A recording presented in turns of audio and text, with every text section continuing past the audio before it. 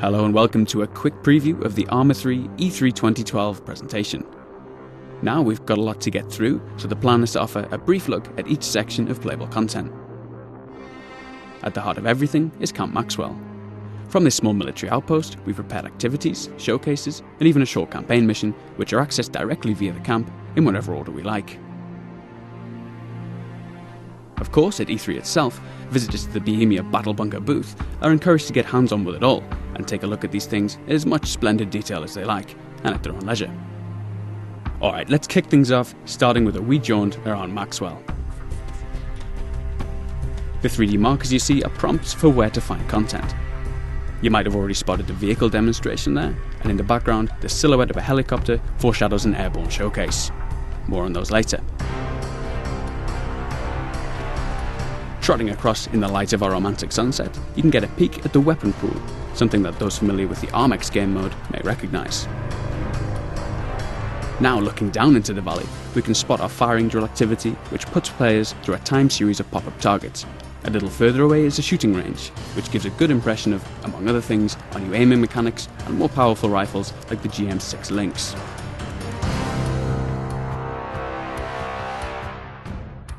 Alright, let's get serious now and crack on with the vehicle showcase. The cabin of the vehicle offers a few nice features.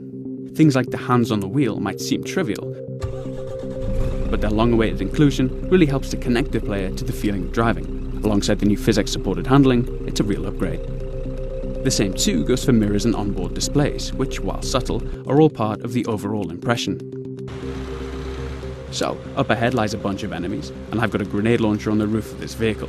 But unfortunately, we'll have to save that for the presentation proper, as we skip through to our next section. Diving. Aside from the controversy caused by our underwater combat, it's one of our most striking new features. Finding ourselves under the surface again, this time we'll take a peek at the SDV. A team member described the controls as something like a cross between a helicopter and a regular boat. Now, since that doesn't really make any sense, it'll suffice to say that we've got regular control over moving forwards and back, a rudder to turn, and the direct control over our buoyancy. Moving on now to a real man's machine, a helicopter, we'll take a look at the terrain from above and finally get to the business of engaging an enemy. Skipping between the trees, we'll target a lightly armoured vehicle and take a look at radar installation Mike 26 from above.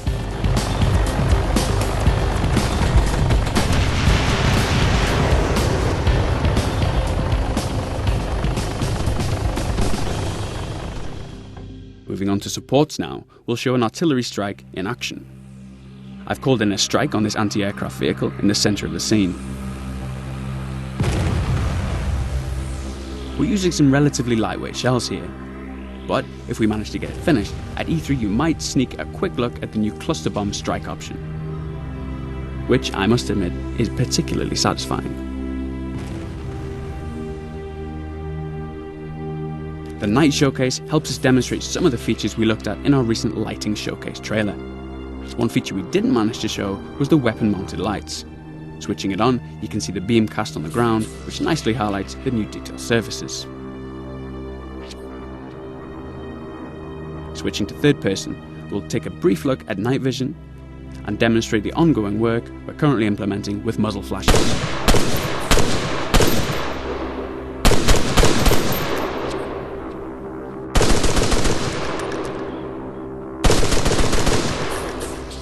Okay, last up is our infantry showcase. Obviously there's a lot to show here, but I'd like to take a quick glimpse of some of the new animations.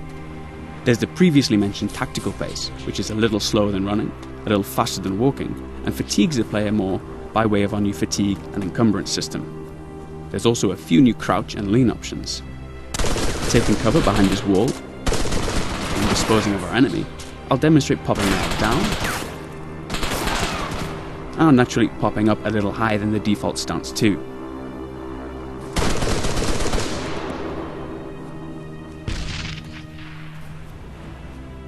Well, that just about wraps up our E3 preview. I hope that raises a lot of new questions, which of course Ivan, myself and Daisy creator Dean Hall will be more than happy to address at E3. So if you want them answered, be sure to encourage your favourite gaming journalist to check out the Bohemia Interactive booth, where the team will also be showcasing Carrier Command and a few other surprises to boot, I'm sure. Bye for now.